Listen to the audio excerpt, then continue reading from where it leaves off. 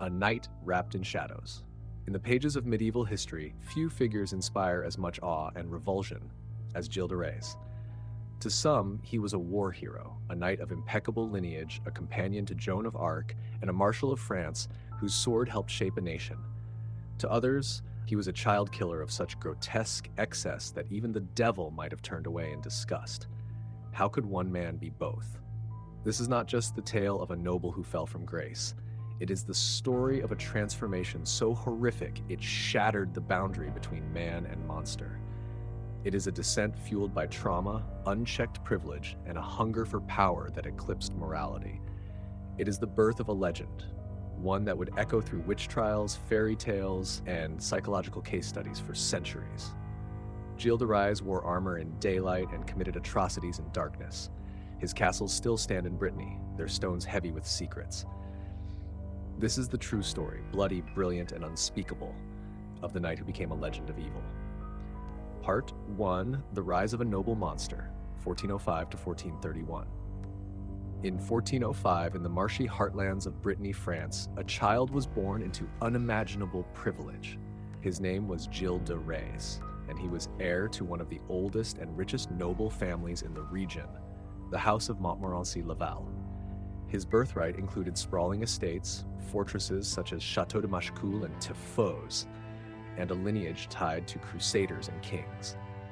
Orphaned by age 10 after the deaths of his father, Guy de Laval, and his mother, Marie de Craon, Gilles fell under the guardianship of his scheming maternal grandfather, Jean de Craon, a man known more for ambition than affection.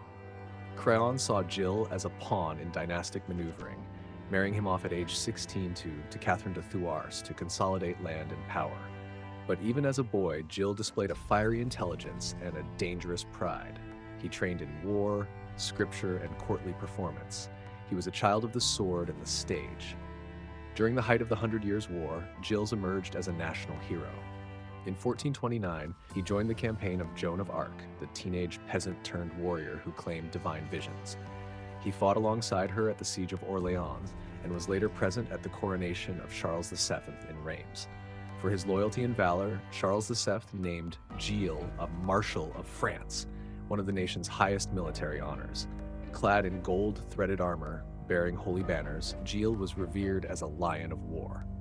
But when Joan was captured by the Burgundians and burned at the stake in 1431, something shifted in him. The fire that once guided his sword now burned inward. Part 2, The Butcher of Brittany, the 1432 to 1440.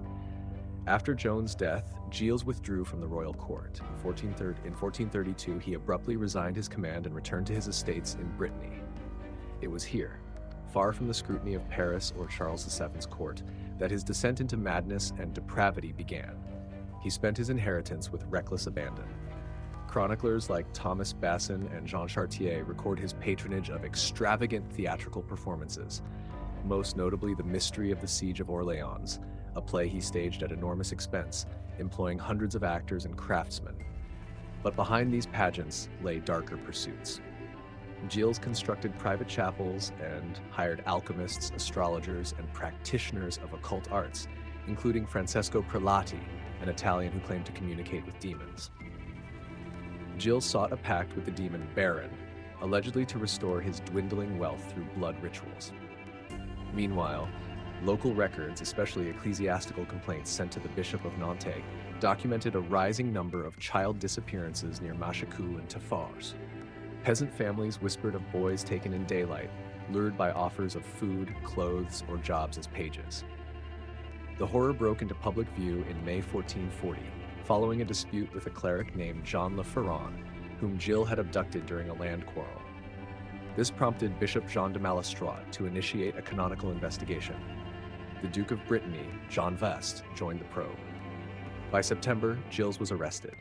His two principal accomplices, Henri Etienne alias Poitou and Roger de Briqueville, were seized as well. Part 3, Trial, Execution, and the Birth of a Legend. The trial, held in Nantes, was a grim spectacle of both ecclesiastical and secular justice. Dozens of witnesses, including castle servants, clergy, and bereaved parents, testified. Under the pressure of both interrogation and the threat of excommunication, Gilles confessed. His statements, recorded in Latin court transcripts, described in horrific detail how he abducted children, sometimes dressing them as nobility, then mutilated and murdered them. He claimed their deaths served demonic rituals. Some children, he said, were dismembered alive or violated before execution. The total number of victims remains debated, but the official court tally ranged between 80 and 200. On October 26, 1440, Gilles de Rais was executed. He was hanged and burned at the gallows field of Nantes near the site of the Church of the Carmelites. His body was partially buried at the Church of Notre-Dame de Carmes, though no marker remains. Part 4. Myth, Madness, and the Monster's Legacy. Centuries later, the name of Gilles de Rais morphed into something beyond history. He was no longer a disgraced noble, but a symbol of diabolic evil. French fairy tales, especially Charles Perrault's Bluebeard, 1697, echo his legend, a rich aristocrat who murders and conceals the bodies of innocents in hidden chambers. In modern times, scholars like Jean Benedetti, Margot K. Juby, and Georges Bataille have debated his culpability. Some view the trial as politically motivated, orchestrated by the church and Duke John Fath to seize his vast estates and neutralize a volatile noble. Others cite the consistency of testimonies, the recovered remains, and his own confession as overwhelming evidence of guilt. Today, Gilles often cited in early criminological and psychological literature as a case study in sexual sadism disorder, psychopathy, and ritualistic compulsion, long before such diagnoses existed. His former castles, now mostly in ruins, remain tourist curiosities in Brittany, but they once housed horrors that defied belief. The noble face of evil. Gilles de Rais was no outcast. No monster in the woods. He was a Marshal of France, a bearer of the oriflamme, a companion of saints. And perhaps that is the darkest truth, that within the marble halls of nobility, evil can wear silk gloves and speak with eloquence. That the greatest horrors are not always hidden, but enshrined in titles, wealth, and banners. History remembers his crimes, but Brittany still remembers his shadow. Thank you for listening to the story of Gilles de Rais, a knight, a killer, and a legend that still haunts the edges of history. If you found this journey through the shadows compelling, don't forget to follow, rate, and share. Until next time, stay curious and beware the silence behind castle walls.